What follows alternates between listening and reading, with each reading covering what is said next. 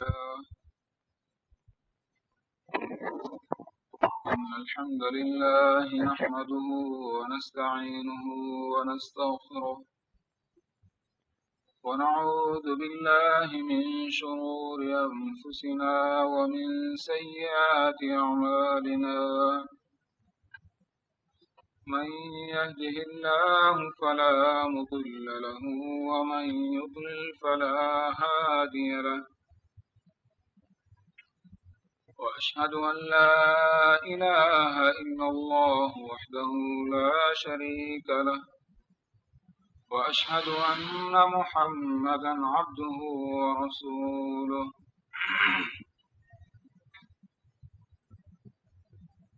يا أيها الذين آمنوا اتقوا الله حق تقاته ولا تموتن إلا وأنتم مسلمون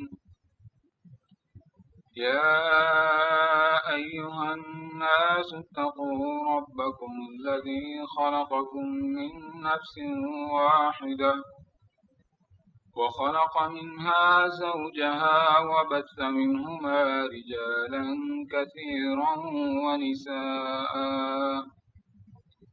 واتقوا الله الذي تساءلون به والأرحام إن الله كان عليكم رقيبا يا أيها الذين آمنوا اتقوا الله وقولوا قولا سديدا يصلح لكم أعمالكم ويغفر لكم ذنوبكم ومن يطع الله ورسوله فقد فاز فوزا عظيما أما بعد فإن خير الحديث كتاب الله وخير الهدي هدي محمد صلى الله عليه وسلم وشر الأمور محدثاتها وكل محدثة بدعة وكل بدعة ضلالة وكل ضلالة في النار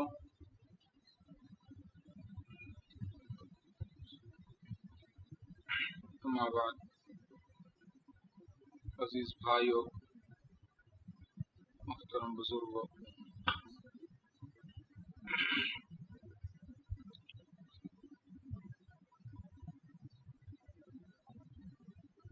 اللہ تبارک و تعالی نے انسان کو پیدا کر کے اس کو اس دنیا میں آزمائش کے لیے بھیجا لیبلوکم ایکم احسن عملا اللہ یہ دیکھنا چاہتے ہیں کہ تم میں سے کون ہے جو بہتر عمل کرنے والا ہے۔ تو اس دنیا میں دو طرح کے لوگ پائے گئے۔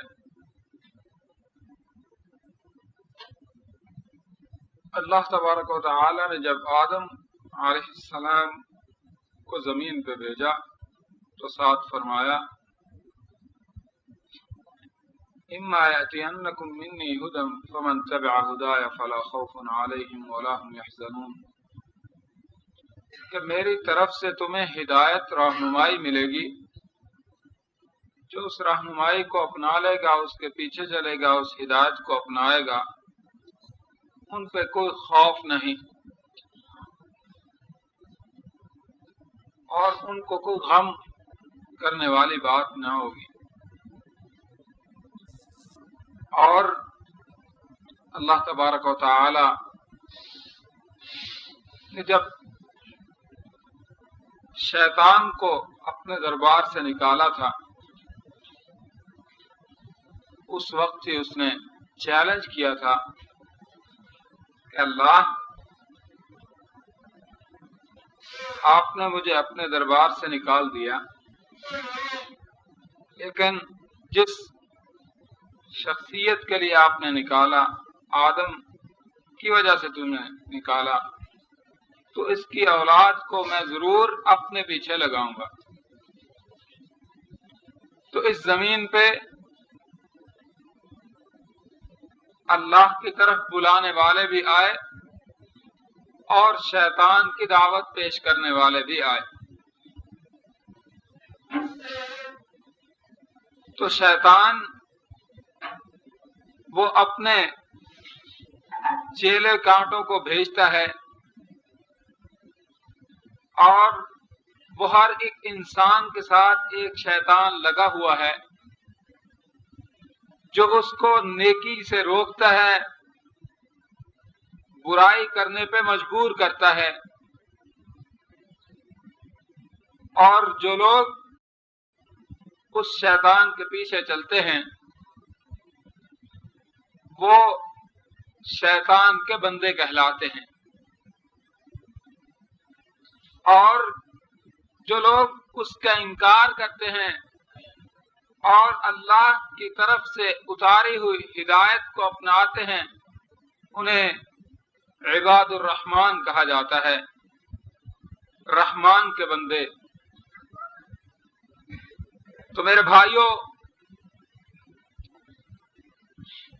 آئیے دیکھیں کہ رحمان کے بندوں کے اوصاف کیا ہوتے ہیں۔ اللہ کے بندوں کے اوصاف کس قسم کے ہوتے ہیں، ان کے پہچان کیا ہے، ان کی وضاحت کس طرح کی ہوتی ہے۔ تو اللہ تبارک و تعالی فرماتے ہیں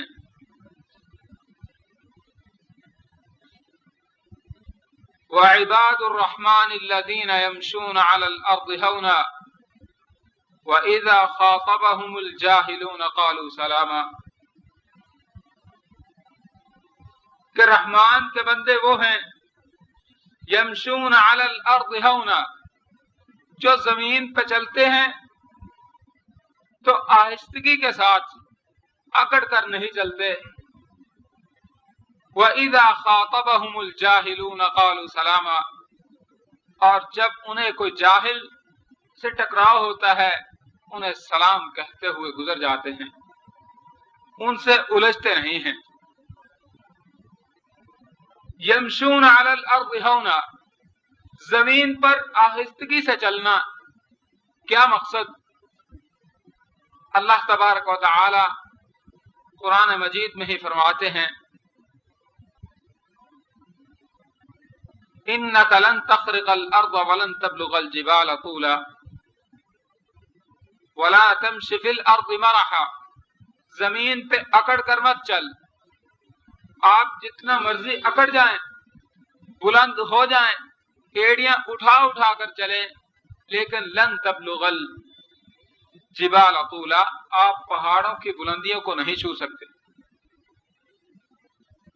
جتنا مرضی اکڑ کر چلیں اس زمین کو تم پھاڑ نہیں سکتے۔ اللہ کی مخلوقات تم پہ بالا اور تم سے اعلیٰ رہے گی۔ جتنا مرضی آپ پروازیں کر لیں، اللہ کی حکومت اس سے اوپر بھی موجود۔ کس لیے اکڑتے ہو؟ اس لیے اکڑتا ہے انسان کہ اس کے اندر تکبر ہوتا ہے اور اپنی جوانی دکھلانا چاہتا ہے۔ کبھی کسی بوڑھے کو اکڑ کر چلتے ہوئے نہیں دیکھا ہوگا۔ کون چلتا ہے؟ جوان، جس کو اپنی جوانی پہ گھمنڈ ہوتا ہے۔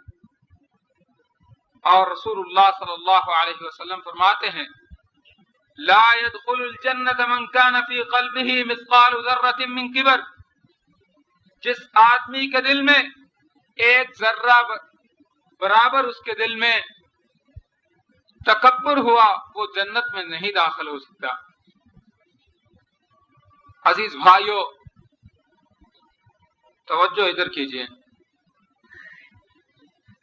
جمعہ کے دوران توجہ خطیب کی طرف رکھنا، یہ جمعہ کا حصہ ہے۔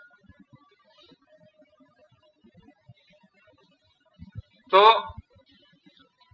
جس آدمی کے دل میں ذرہ بھر تکبر ہوا وہ جنت میں داخل نہیں ہوتا۔ رسول اللہ صلی اللہ علیہ وسلم کا فرمان ہے اور رسول اللہ صلی اللہ علیہ وسلم فرماتے ہیں ان اسبال الازار من المخیلہ. ہم شاید یہ بات سن کر سارے اب تک یہ سمجھتے ہوں کہ میں تو کبھی تکبر نہیں کیا، میرے اندر کبھی کوئی تکبر والی بات نہیں آئی، میں کبھی اکڑ کر نہیں چلا.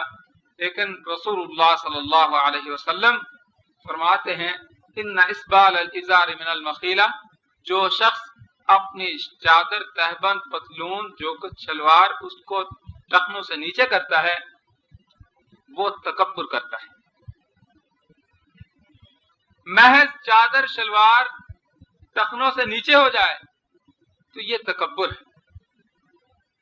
تو یہ اللہ کے بندوں کی نشانی نہیں ہے. اللہ کے بندوں کی نشانی کیا ہے؟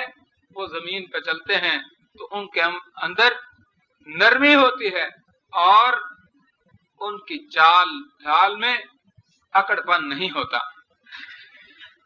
اللہ فرماتے ہیں وَإِذَا خَاطَبَهُمُ الْجَاهِلُونَ قَالُوا سَلَامًا، جب کوئی جاہل سے واسطہ پڑ جائے، خاطبہم الجاہلون قالوا سلاما، کہتے ہیں سلام کہہ کر وہ گزر جاتے ہیں.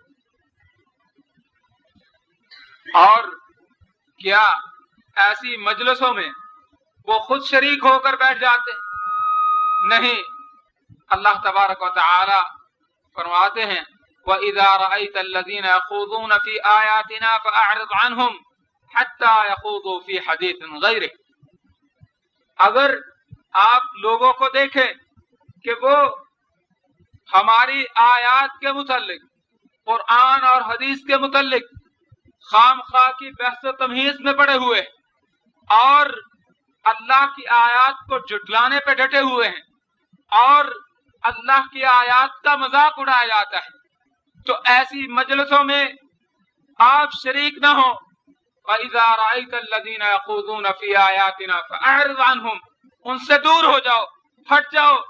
جس مجلس میں اللہ اور اس کے رسول کا مذاق اڑایا جاتا ہو، جس مجلس میں کسی سنت پہ عمل کرنے والے کا مذاق اڑایا جاتا ہو، اللہ کے رسول صلی اللہ علیہ وسلم کی سنت داڑھی کا مذاق اڑایا جاتا ہو، جس میں شلوار ٹخنوں سے اوپر رکھنے والے کا مذاق اڑایا جاتا ہو، کسی نمازی کو نماز پڑھنے کے لیے جاتے ہوئے دیکھ کر اس کا مذاق اڑایا جاتا ہو، ایسی مجلسوں میں بیٹھنا قرآن اس کی اجازت نہیں دیتا. اور اللہ فرماتے ہیں وَإِمَّا يُنْسِيَنَّكَ الشَّيْطَانُ فَلَا تَقْعُدْ بَعْدَ الذِّكْرَىٰ مَعَ الْقَوْمِ الظَّالِمِينَ. اے نبی، اگر تمہیں یہ بھول ہو جائے، کبھی تم اس بات کو بھول جاؤ، تو پھر جان لو کہ یہ تمہارے لیے یہ پکا اصول ہے کہ کبھی ایسے ظالموں کے ساتھ آپ کا بیٹھنا ہونا ہی نہیں چاہیے. تو میرے بھائیوں، آج ہم ایسی مجلسوں میں شریک ہوتے ہیں جہاں اللہ اور اس کے رسول کا مذاق اڑایا جاتا ہے. کون سے وہ گندے سین میں ہیں جن میں ہم نہیں جاتے؟ کون سی وہ بری محفلیں ہیں جن میں موسیقی اور سارا کچھ اللہ کی بغاوت کا جن میں اعلان کیا جاتا ہے؟ ہم ان مجلسوں میں شریک ہوتے ہیں. تو اللہ تبارک و تعالی اس بات کی اجازت نہیں دیتے، خواہ یہ ایک محلے کی سطح پہ ہو یا کسی بڑی سطح پہ ہو، کوئی پاکستان کی جنرل اسمبلی کیوں نہ ہو، اگر اس میں بھی اللہ اور اس کے رسول کا مذاق اڑایا جاتا ہے تو اللہ کا حکم ہے کہ اس میں نہ بیٹھو. اگر آپ اس میں کچھ کر نہیں سکتے، اس میں شریک نہیں ہونا چاہیے آپ. تو اللہ تبارک و تعالی صفتیں بیان کر رہے ہیں اپنے بندوں کی، تو فرماتے ہیں وَالَّذِينَ يَبِيتُونَ لِرَبِّهِمْ سُجَّدًا وَقِيَامًا، وہ لوگ جن کی راتیں گزرتی ہیں سجدن، سجدے کی حالت میں گزرتی ہیں، وقیاما، یا کھڑے کھڑے اللہ کے سامنے گڑ گڑاتے ہوئے، روتے ہوئے، اللہ سے دعائیں مانگتے ہوئے ان کی راتیں بسر ہو جاتی ہیں، راتیں بیت جاتی ہیں. میرے بھائیوں، ہماری راتیں کہاں بسر ہو رہی ہیں؟ ہماری جوانیاں کہاں صرف ہو رہی ہیں؟ کیا ہماری جوانیاں آج चौक और बाजारों में रात गए तक हम नहीं गुजारते? क्या हम गलियों कूचों में बैठकर इन रातों को नहीं गुजारते? क्या हम सैनमो और मिनी सैनमो के अंदर नहीं बैठकर इन रातों को गुजार रहे? क्या औरियां और बेपर्दा खवातीन को देखकर हम महसूस नहीं होते रहते? क्या हमारा तरीक़ेकार, हमारे औसाफ इबादुर रहमान वाले हैं या इबादुश शैतान वाले हैं? अल्लाह के बंदों वाले औसाफ रखते हैं हम या शैतान के बंदों वाले औसाफ रखते हैं? तो अल्लाह के बंदे क्या करते हैं? रातों को उठ उठ कर तहज्जुदें पढ़ते हैं। यबीतून लिरब्बिहिम, अपने रब के लिए रातें गुजारते हैं। सुज्जदन, सजदे की हालत में, व क़ियामा, या खड़े होकर। मेरे भाइयों, खास तौर पर मेरे वो हम उम्र भाई, जवान नस्ल जिनको अल्लाह ने जवानी दी है और वो अपनी जिंदगी की बेहतरीन उम्र में है, अपनी जवानियों का सही मसरफ सोच लो, अपनी जवानियों को सही लाइन पे ले आओ। अल्लाह के रसूल सल्लल्लाहु अलैहि वसल्लम इरशाद फरमाते हैं कि क़यामत की सख्तियां, क़यामत की हौलनाकियां, जिस दिन ये सूरज मरी में बैठकर इस सूरज का अंदाजा नहीं हो सकता कि इस सूरज की तपश कितनी है। हाँ, उन सहराओं में जाकर देखो कि इस सूरज की तमादत किस कदर होती है और इसकी गर्मी किस कदर है। करोड़ों मील दूर होने के बावजूद अजीज भाइयों, आज कुर्रा अर्जी पे इसकी सख्त हरारत पाई जाती है, लेकिन क़यामत के दिन 1 मील के करीब इसको लाकर खड़ा कर दिया जाएगा। उस वक्त इंसान की हालत क्या होगी? आज अपने एयर कंडीशनों में बैठने वाले और पुरफिजा मकामों पे बैठने वाले मेरे भाइयों, अपनी हालत सोच लो। उस वक्त जो हम आज की गर्मी बर्दाश्त नहीं कर सकते, आज हमारी कोशिश होती है कि हमारी गर्मियां किसी ठंडे इलाके में गुजर जाएं। उस वक्त हमारी हालत क्या होगी जब यही सूरज 1 मील के फासले पर लाकर खड़ा कर दिया जाएगा और इसकी शिद्दत हरारत होगी। और उस हरारत का हल क्या है? कॉटन पहनी होगी और कोई एयर कंडीशन मिलेगा नहीं, नंगे बदन होंगे और या जिस्म होंगे, कोई चीज इस जिस्म के ऊपर ढांपने वाली नहीं होगी, कोई साया, कोई दरख्त नहीं मिलेगा। और उस दिन सिर्फ और सिर्फ एक ही साया होगा। वो साया किसका है? अल्लाह का साया है, रहमान का साया है, जो अपने बंदों को दिया करता है। अपने अर्श के साए में अल्लाह 7 किस्म के लोगों को जगह देंगे। उन 7 में से मेरे नौजवान भाइयों, आप भी एक हो सकते हैं, बशर्त ये कि आप वो वक्त पैदा कर ले जो वक्त उस साए में बैठने वालों के हुआ करते हैं।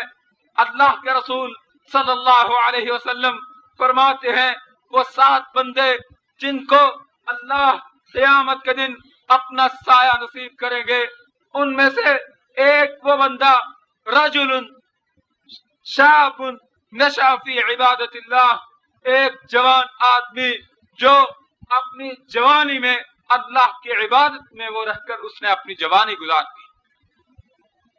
ये नहीं कि जब बूढ़े हुए उस वक्त मस्जिद का रुख कर लिया, जब सफेद दाढ़ी आ गई, कारोबार करने के काबिल न रहे, उस वक्त इन मस्जिदों की तरफ रुजू किया। नहीं, अपनी जवानियों में अल्लाह की तरफ पलटने वाले, अपनी स्याह दाढ़ियां लेकर, अपने ताकतें लेकर और अपनी जवानी के सारे घुमंड को ढेर करते हुए अल्लाह के सामने झुकते हुए जो लोग अपनी जवानी को इस अंदाज पे ले आते हैं, अल्लाह क़यामत के दिन साया नसीब करेंगे। मेरे भाइयों, अर्श के नीचे पुरफिजा मकाम के अंदर, अर्श के नीचे अल्लाह बुकिंग कर रहे हैं कि है कोई اپنی جگہ بک کروانے والا اس دن جو سخت گرمی ہوگی اس دن سے بچنے کے لیے کوئی بکنگ کروانا چاہے تو آج بھی اللہ موجود ہیں، آج بھی اللہ بلا رہے ہیں کہ آؤ بکنگ کروا لو، آؤ۔ اس دن پھر بکنگ نہیں ہو سکتی، اس دن پھر کوئی چیز تمہارے کام نہیں آ سکتی۔ آج کی جنہوں نے بکنگ ایڈوانس بکنگ کروائی ہوگی انہیں کو اللہ کے عرش کا سایہ نصیب ہوگا۔ تو اللہ تبارک و تعالی فرماتے ہیں والذین یبیتون لربہم سجدا وقیاما، سجدے میں رہ کر اپنی راتیں بسر کرنے والے اور سجدے کے قیام کی حالت میں اپنی راتیں بسر کرنے والے۔ اور میرے بھائیوں، ایک وہ آدمی بھی ہوگا رجل قلبہ معلق بالمساجد، ایک وہ شخص جس کا دل مسجدوں کے ساتھ اٹکا رہتا ہے، جس کو ہم مسیتڑ کہتے ہیں بڑی تحقیر کے ساتھ، ہم حقارت سے کہتے ہیں مسیتڑ۔ ہر وقت اس کو دیکھو تو یہ مسجد میں ہی گھسا ہوتا ہے، باتیں کرنا جمعہ کے دوران جائز نہیں ہوتی۔ تو مسجد میں جانے والا شخص ایک نماز پڑھی دوسری کے انتظار میں بیٹھنے والا، اور ایک نماز پڑھ کر دوسری کا انتظار کرتا ہے کہ کب وہ وقت آئے اور میں دوبارہ مسجد میں جاؤں، اللہ کے سامنے حاضری دوں۔ وہ شخص جس کا دل مسجد کے ساتھ لگا رہتا ہے، وہ شخص قیامت کے دن اللہ کے سائے کا آج ہی اس نے اپنا ایڈوانس بکنگ کروا لی۔ اور ہماری حالت کیا ہوتی ہے؟ ہماری حالت یہ ہے کہ ہم اذان ہو جائے، نماز پہلے تو پڑھنی نہیں، اور اگر کبھی کسی نے کھینچ تان کر لے آیا مسجد میں تو اب واپس گئے، اب دوبارہ جب وقت ہونا ہے تو اذان تو ہو جائے، یار ابھی نماز پڑھ کے آئے پھر اذان گئے۔ مولویوں کو ایک ہی کام ہوتا ہے، نماز پڑھتے۔ میرے بھائیوں، اللہ کی قسم یہ بہت سخت جملے ہیں، یہ اسلام پہ بہت سخت جملے ہیں، اللہ کے احکام پہ بہت سخت جملے ہیں۔ اللہ کے حکم کو آپ اس حقارت کے ساتھ کہتے ہیں۔ ڈی سی اے سی ایم این اے وغیرہ وہ ایک فون کرے، آپ کو کہے جی آپ میری کوٹھی پہ تشریف لائیں، آپ جلدی سے جا کر اس کے پاس حاضری دیتے ہیں، آپ گھر پہنچے وہ دوبارہ سے فون کر دے، رنگ کر دے کہ جی جناب آپ سے پھر سے کام ہے، آپ تشریف لائیں۔ جی جی بالکل حاضر، میں ابھی آیا۔ اس وقت نہیں کہتے کہ میں ابھی آپ کے پاس آیا ہوں اور پھر آ جاؤں۔ اور اللہ تبارک و تعالی آپ کو دعوت دیں، آپ کو اپنے گھر میں بلائیں، آپ اس حقارت والے انداز میں کہیں کہ ابھی آپ کے گھر سے آیا ہوں، پھر بلانا شروع کر دیا۔ نہیں میرے بھائیوں، اس گھر کے ساتھ، اللہ کے گھروں کے ساتھ محبت کر لو، اپنی جوانیوں میں اللہ کی طرف اور نیکی کی طرف پلٹ آؤ، تب میرے بھائیوں کامیابی ہے۔ اور وگرنہ یہ رواج کا ہمارا اسلام، رواجی اسلام ہمارا کسی کام نہیں آ سکتا۔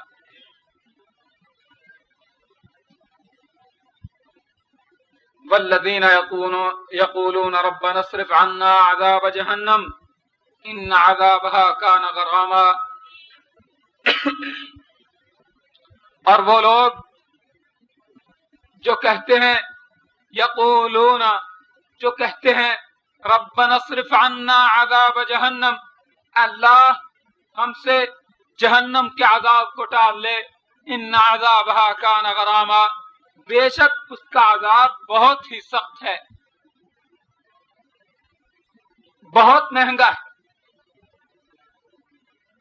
میرے بھائیوں، کتنے ہیں جن کی آنکھیں کبھی اللہ کے عذاب سے ڈر کر بہہ گئی؟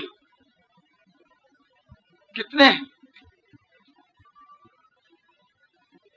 اپنے بیوی بچوں کی محبت میں تو لاکھ بار ہم روتے ہوں گے،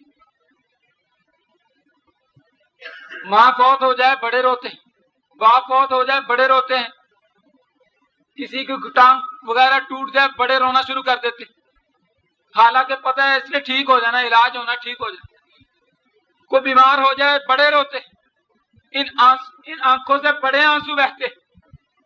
لیکن کبھی یہ سوچا ہو کہ یہ میرا بھائی، یہ میری ماں، یہ میری بہن، یہ جس لائن پر چل رہی ہے اس کے آگے جہنم ہے، یہ جہنم کے گڑھے میں گرنے والی ہے۔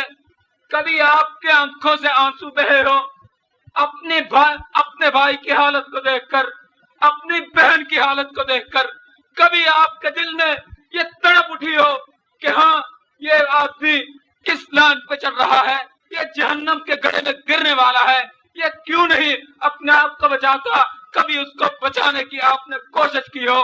میرے بھائیوں، اوروں کی بات کو چھوڑو، کبھی آپ نے یہ سوچا ہو کہ جس لائن پہ میں چل رہا ہوں اس کے آگے جنت آتی ہے یا اس کے بعد جہنم ہے؟ اگر میں جہنم میں گر جاؤں تو پھر میرا حل کیا ہے؟ کیا اس جہنم سے پھر کبھی نکلنے کی گنجائش ہے یا نہیں؟ یا وہاں کچھ سنائی دے گا یا نہیں؟ وہاں زندگی کس طرح کی ہوگی؟ نہیں میرے بھائیوں، ہم اس بات کی پرواہ نہیں کرتے۔ ایک بچہ ہوتا ہے، وہ ابھی 4-5 سال کی عمر میں ہوتا ہے، ہم اس کے لیے یہ بندوبست کرتے ہیں، اس کے لیے کوئی اچھا اسکول تجویز کرتے ہیں، بہترین استاد کا بندوبست کرتے ہیں، اپنے گھر میں جب بھی آتے ہیں اس کی ماں کو ڈانٹتے ہیں، اس کو پڑھاتی کیوں نہیں ہے، یہ سیکھتا کیوں نہیں ہے، ہر وقت کھیل کود میں لگا رہتا ہے، یہ پڑھتا کیوں نہیں ہے۔ اس کی بہن کو ہم ڈانٹتے ہیں، اس کے بھائی کو ڈانٹتے ہیں، اس کو اپنے ساتھ کیوں نہیں بٹھاتے، یہ پڑھتا کیوں نہیں ہے، اس کو ابھی تک یہ پہلی کا قاعدہ نہیں آیا۔ یہ ہم میرے بھائیوں اپنے اس مستقبل کے لیے، اپنے بچے کے اس مستقبل کے لیے جو چند سال پہ محیط ہے، یہ پتہ نہیں ہوتا کہ اس بچے نے 10 سال کی عمر کو پہنچنا ہے یا نہیں، اس نے 20 سال کی عمر پانی ہے یا نہیں، اس کی عمر 30 پہ ختم ہو جانی ہے یا نہیں۔ ہمیں اس بات کا علم نہ ہونے کے باوجود میرے بھائیوں ہم کبھی اس کے مستقبل کو چھوڑتے نہیں کہ چلو اس کو موت تو آئی جانی ہے، یہ زندگی چھوٹی سی ہے، اس کی کیا پرواہ ہے، چھوڑو ایسے ہی گزر جائے گی۔ کبھی ہم نے یہ بات نہیں کہی، لیکن وہ زندگی جو کبھی ختم نہ ہونے والی ہے اس زندگی کے لیے میرے بھائیوں کبھی ہم نے اپنے بچوں کی تربیت کی ہو، کبھی ہم نے اپنے آپ کی تربیت کی ہو، کبھی ہم نے اپنے بہنوں کی تربیت کی ہو، کبھی ہم نے اپنی ماں کو کہا ہو کہ ماں نماز پڑھا کر، کبھی ہم نے اپنی بیٹی کو پردے کا کہا ہو، کبھی ہم نے اس کو عوریاں فلمیں اور گانے سننے سے منع کیا ہو کہ نہ بیٹی یہ کام نہ کیا کر، بے پردہ نہ نکلا کر، بیٹی یہ تجھے جہنم میں لے جائے گی، بیٹی تو یہ کام نہ کر، تجھے یہ جہنم میں لے جانے والا کام ہے، بیٹی تو اپنے آپ کو قرآن اور سنت سننے پہ لگایا کر، ڈائجسٹ چھوڑ دے، اللہ کا قرآن پڑھا کر، قرآن اور حدیث سنا کر، اس میں تیری فلاح ہے۔ نہیں میرے بھائیوں، بلکہ ہم اس کے لیے ڈائجسٹ خرید کر لاتے ہیں، اخبار جہاں کا گند لے کر آتے ہیں اور اپنے گھر میں ٹی وی رکھ کر اس کو سارے معاشرے کا، پوری دنیا کا گند اس کو دکھلاتے ہیں کہ ہاں تیری تربیت اس نہج پہ ہونی چاہیے، یہ یہود و ہنود ان کے نہج پہ ہونی چاہیے، ان کے مذہب کے مطابق ہونی چاہیے، ان کے لباس تم نے اپنانے ہیں، ان کے شاہکار تم نے اپنانے ہیں، ان کے ماڈل تم نے اپنانے ہیں، جو چاہیے وہ اشارہ کر، میں ابھی آپ کو خرید کر لا کر دیتا ہوں۔ عزیز بھائیوں، کبھی ہم نے اس کو اس بات پہ نہیں لگایا کہ اپنی ماں خنسا کی بات سن لے، کبھی ہم نے یہ نہیں کہا اپنی امی عائشہ کی بات سن لے، کبھی ہم نے یہ بات نہیں کہی کہ حفصہ کے سیرت کو اپنا لے، کبھی ہم نے یہ بات نہیں کہی زینب کی سیرت کو اپنا لے۔ کیوں ہم نے اس کو سیرت دی؟ تو کس کی؟ ان ملعونوں کی، ان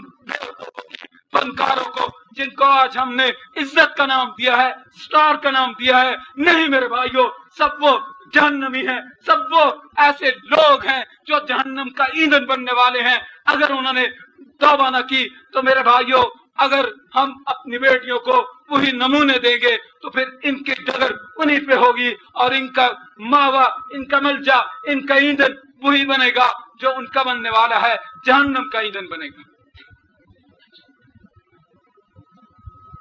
عزیز بھائیوں، اس جہنم سے کبھی ہمیں ڈرے نہیں، لیکن اللہ کے بندے وہ اپنی راتوں میں رو رو کر اللہ سے یہ دعائیں کیا کرتے ہیں، ربنا اصرف کہ اللہ ہمیں جہنم کے عذاب سے بچا دے۔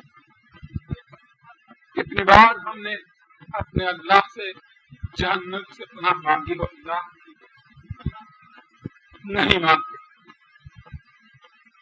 یہ ضرور ہم کہتے ہیں مولوی صاحب آپ ذرا دعا کیا کریں، کاروبار بہت ٹھنڈا ہے، کاروبار ٹھیک ہو رہا ہے۔ یہ ہم ضرور کہتے ہیں اپنے کسی بزرگ کو کہ بیٹا پڑھتا نہیں ہے، یہ ذرا پڑھنے لگ جائے۔ کبھی ہم کسی کے بعد آپ چھانتے ہیں کہ تعویذ لکھ دو، یہ بیٹا پڑھتا نہیں، ضدی بہت ہے۔ میرے بھائیو، یہ مستقبل چند سال کا مستقبل ہے، اور وہ ایک زندگی پوری باقی ہے جو جب شروع ہو جائے گی اس کے بعد کبھی ختم نہیں ہوگی۔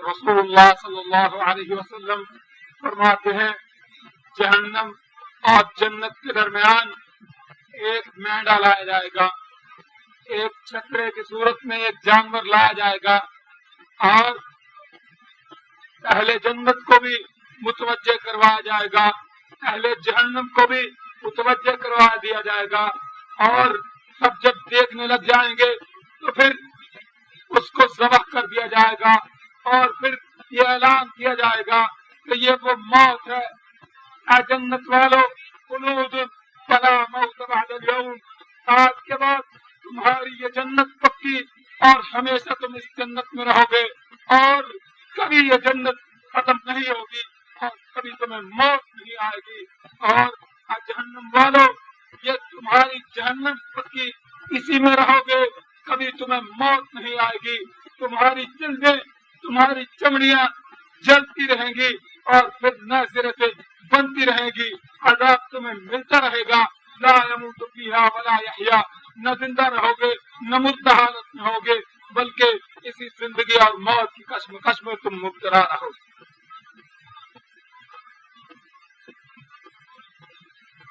تو عزیز بھائیو، اس جہنم سے ڈر جاؤ، اس جہنم سے ڈر جاؤ، اللہ کے لیے ڈر جاؤ۔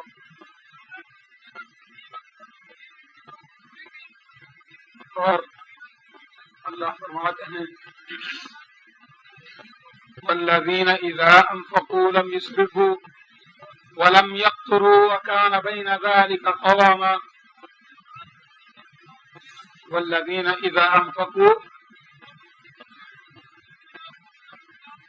جب اللہ کے بندے خرچ کیا کرتے ہیں، لم یسرفوا تو وہ اسراف نہیں کرتے، وہ حد سے بڑھتے نہیں، ولم یقتروا کنجوسی بھی نہیں کرتے، وکان بین ذلک قواما، اسراف اور کنجوسی کے درمیان وہ میانہ روی اختیار کرتے ہیں۔ عزیز بھائیو، آج ہماری حالت کیا ہے؟ ہم اپنے گھروں میں جائیں، حالت یہ ہوتی ہے اگر ایک گھر کے اندر 5 افراد ہیں تو 20 جوتے کم از کم موجود ہوں۔ یہ جی ٹوائلٹ جانے کے لیے ہے، یہ باہر گھومنے پھرنے کے لیے ہے، یہ ذرا اونچے سوسائٹی میں جانے کے لیے ہے، یہ دفتر جانے کے لیے ہے، یہ کوئی بیاہ شادی آ جائے تب۔ یہ جوتے کس لیے؟ ایک بندہ ہے اس کے 5-6 جوتے، کس مقصد سے؟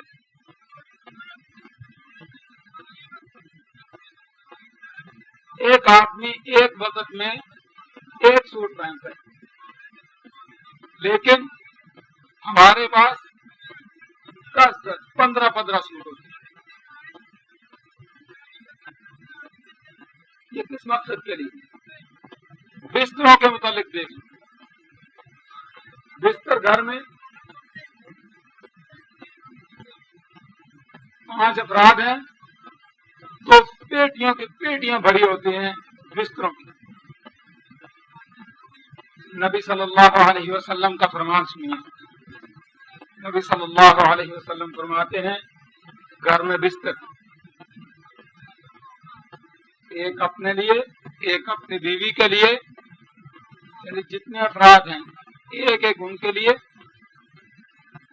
اور ایک مہمان کے لیے، اور چوتھا شیطان کے لیے.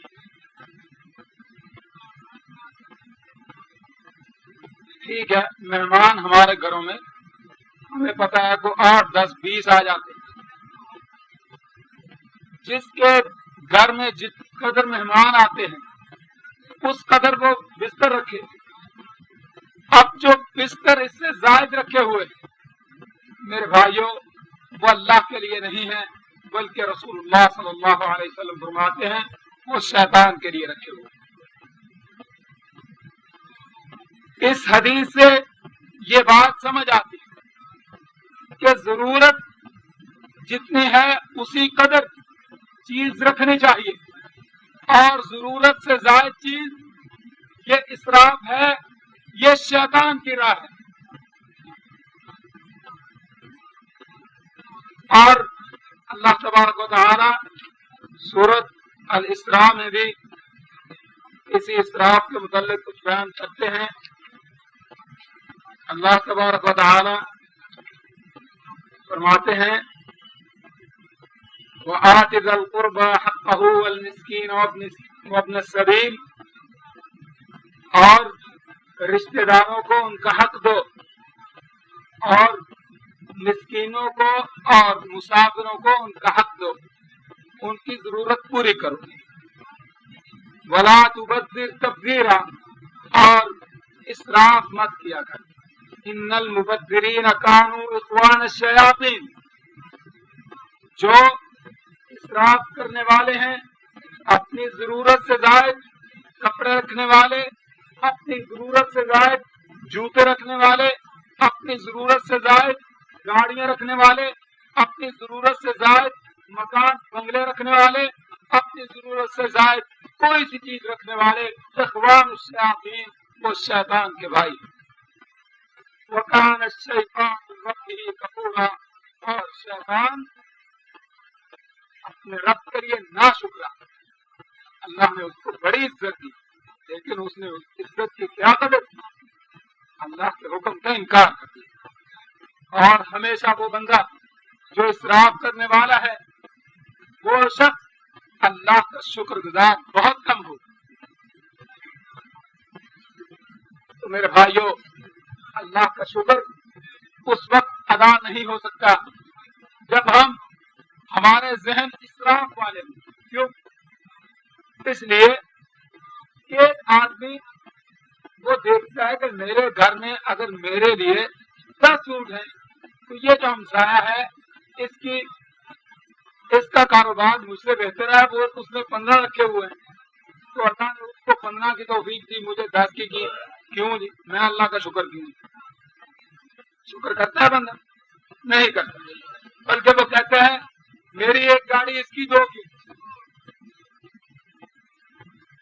اس لیے اسراف کرنے والا، ضرورت سے زیادہ مانگنے والا اور ضرورت سے زائد استعمال کرنے والا وہ کبھی میرے بھائیوں اللہ کا شکر ادا نہیں کر سکتا. اللہ کا شکر وہ بندہ ادا کرتا ہے جس کو قناعت نصیب ہو جائے، جس کو جتنا ملے اس پہ خوش ہو جائے کہ اللہ تیرا شکر ہے، میں اپنے گھر میں اچھی خاصی روٹی کھاتا ہوں، کہیں بھیک نہیں جو مجھے مانگنی پڑتی. یہ نہیں کہتا کہ ہاں یہ بتایا یہ تو مجھ سے اچھی کھاتا ہے، اس کا کاروبار مجھ سے بہتر، اس کی 4 دکانیں میری ایک، اس کی پراپرٹی مجھ سے زیادہ. نہیں، یہ لالچ اس کے دل میں نہیں ہوتا. اور میرے بھائیو ہم کھانے پینے میں اسراف کرتے ہیں. کھانے پینے میں ایک تو ہے کہ ضرورت سے زائد ہم پیٹوں کو بھر بھر کر کھاتے ہیں. رسول اللہ صلی اللہ علیہ وسلم فرماتے ہیں کہ مومن کو اپنی کمر سیدھی کرنے کے لیے 3 لقمے کافی. یعنی چند لقمے کافی ہیں اور وہ 3 سے 9 تک بنتے ہیں. یعنی آپ یوں کہہ لیجئے کہ ایک روٹی ایک وقت, یہ تقریباً 8-9 لقمے اتنے ایک بنتے. اور رسول اللہ صلی اللہ علیہ وسلم نے فرمایا کہ مومن ایک آنتنی میں کھانا کھاتا ہے اور کافر 7 آنتنیوں میں کھاتا ہے, 7.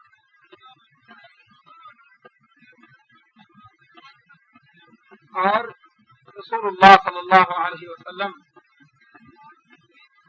تو وہ مہمان جس کی آپ نے خاطر توازو کی, ایک بکری کا دودھ اس کو پہلے پلایا, دوسری کا بھی پی گیا, تیسری کا بھی پی گیا, چوتھی, 5ویں, 6ٹھی, 7ویں کا بھی. نبی صلی اللہ علیہ وسلم نے پھر صبح یہ بات فرمائی کہ مومن ایک آنتنی میں کھاتا ہے اور یہ کافر مہمان تھا, یہ 7 آنتنیوں میں کھا کر گیا.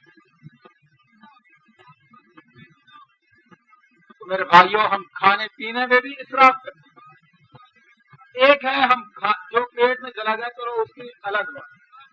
ہم اپنے ٹیبل پہ پتہ ہوتا ہے ایک آدمی کھاتا کتنا ہے, ہم اپنے دسترخوان پہ اس ضرورت سے کہیں زیادہ لا کر جمع کر دیتے ہیں. ایک بندے نے کتنا کھانا ہے پتہ ہے, چاول کتنے کھانے ہیں, روٹی اس نے کتنی کھا لینی یہ پتہ ہے. لیکن 2 بندوں کو کھانا, وہ ہمارے 2 بندوں کا تیار کیا ہوا کھانا وہ 10 بندے کھا جاتے ہیں, 10 بندے شیر ہو جاتے ہیں. یہ 8 بندوں کا کھانا ہم نے فضول تیار کیا ہے, اس شیطان کو خوش کیا. اسی طرح شادی بیاہوں میں میرے بھائیوں ہماری حالت بہت خراب, بہت نازک. اور یہ بات کہی جاتی ہے کہ منصوبہ بندی اختیار کرو. کیوں؟ کھانے پینے کو ملتا نہیں. میں کہتا ہوں کھانے پینے کو اتنا ملتا ہے, ہم اس کو ضائع کرتے رہتے. اور اللہ تبارک و تعالیٰ اگلی ہی صفت یہ بیان کرتے ہیں والذین لا يدعون مع اللہ الہا آخر, وہ لوگ جو اللہ کے سوا کسی کو نہیں پکارتے. انشاءاللہ پھر کبھی موقع ملا تو اس کی وضاحت کریں گے. ولا يقتلون النفس التي حرم اللہ, اور وہ جس جان کو اللہ نے پیدا کیا اس کو قتل نہیں کرتے. یہ مومن کے فطر کہ وہ بچوں کو ضائع نہیں کرتا, وہ اللہ کی نعمت کو ضائع نہیں کرتا, قتل نہیں کرتا, وہ منصوبہ بندی کے پروگراموں پہ نہیں چلتا. کیوں؟ کس ڈر سے؟ خشیت املاق, یہ آپ کے ساتھ کھانے کی وجہ سے یا وہ پیاس قحط کی وجہ سے تم اپنے بچوں کو قتل کرتے ہو, اللہ اس سے منع کرتے ہیں. تو اللہ ہمیں اسراف سے منع کرتے ہیں. اور دوسرا رخ اس کی بخیلی, کہ بخل.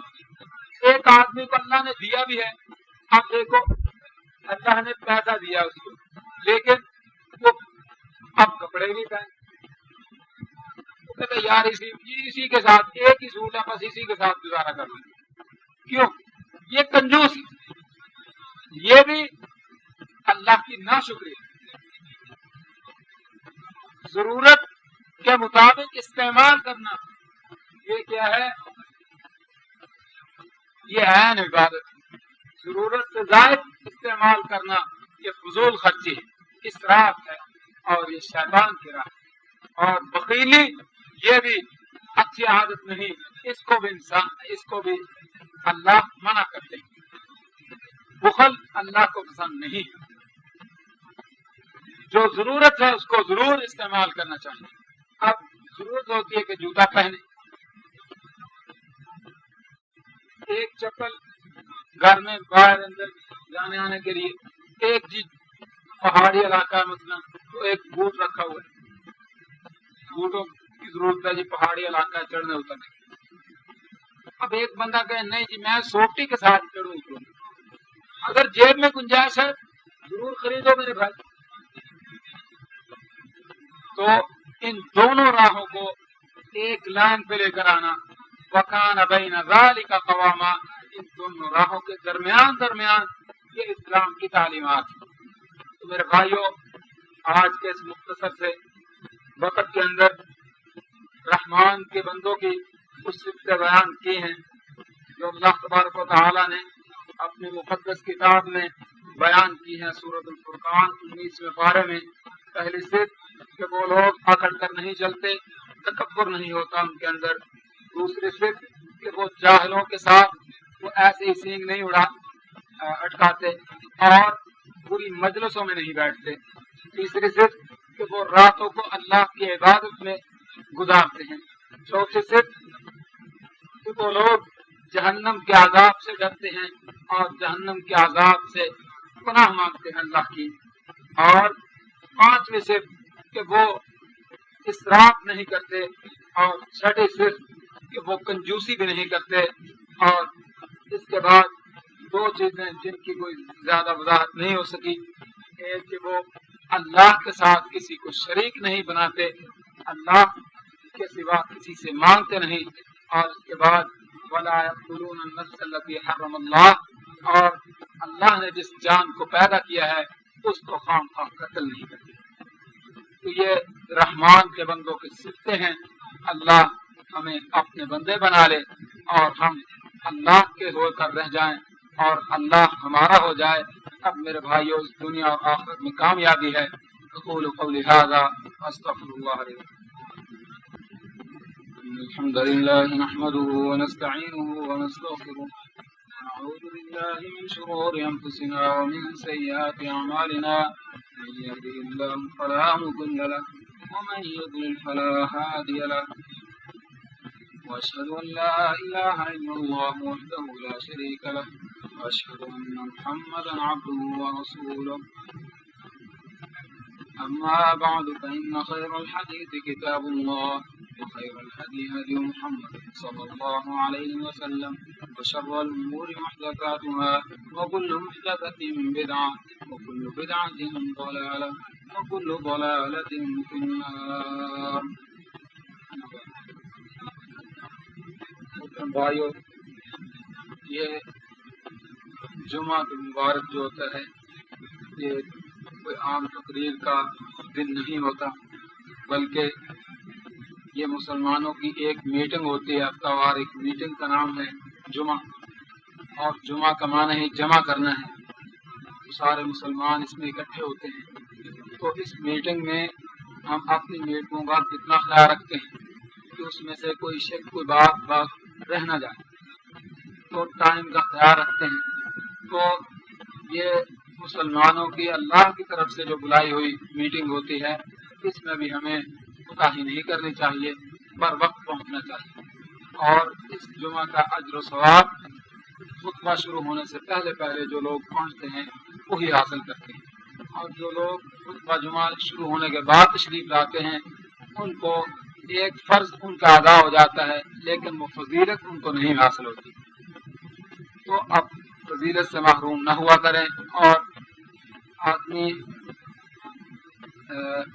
यही तसव्वुर करता है कि जो मौलवी साहब ने बात कहनी है वो तो मुझे आती है पहले ही, वो तो कई बार मैंने सुनी है। तो ये तसव्वुर हमें ले डूबा कि मौलवी साहब ने कहना क्या, कोई नमाज पढ़ो, कोई यार मस्जिद आया करो, तो हमने बहुत बार सुना। तो बात यह है कि ये बात सुनी बहुत दफा होती है, लेकिन वो असर नहीं करती। पता नहीं वो कौन सा लम्हा होता है कि वही बात जो 1000 दफा पहले सुनी होती है वो एक ही मर्तबा, वो 1000 के बाद एक ही मर्तबा वो असर कर जाती है। और एक कतरा जब गिरता रहे एक पत्थर पे और मुसलसल गिरता ही रहे, तो फिर वो एक ऐसा कतरा भी आता है जो उस पत्थर में सुराख कर छोड़े। तो मेरे भाइयों, कभी इस कुरान और सुन्नत को हकीर समझते हुए इसको बार बार सुनकर इसको तंग न आया करो, और इसको पहली दफा यानी पहले वक्त में पहुंचने की कोशिश किया।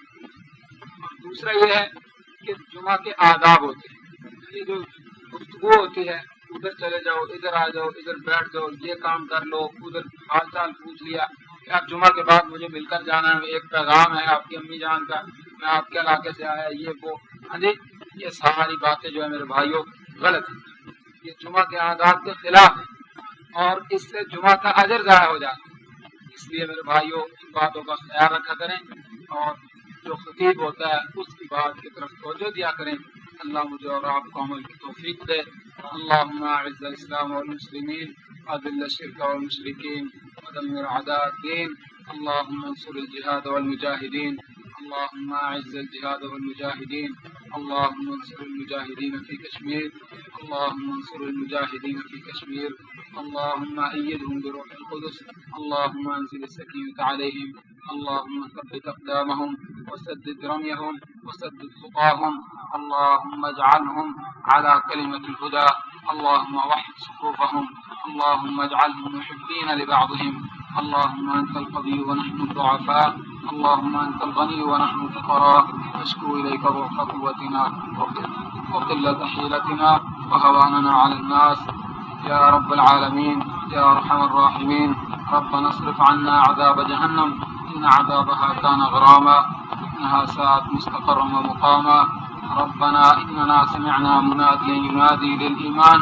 أن آمنوا بربكم فآمنا ربنا فاغفر لنا ذنوبنا وكفر عنا سيئاتنا وتوفنا مع الأبرار يا عزيز يا غفار يا أرحم الراحمين يا من على كل شيء قدير لا تردنا خائبين اللهم تقبل صيامنا وقيامنا وصلاتنا إنك أنت السميع العليم وتب علينا إنك أنت التواب الرحيم وصلى الله وسلم وبارك على نبيه وصحبه أجمعين برحمتك يا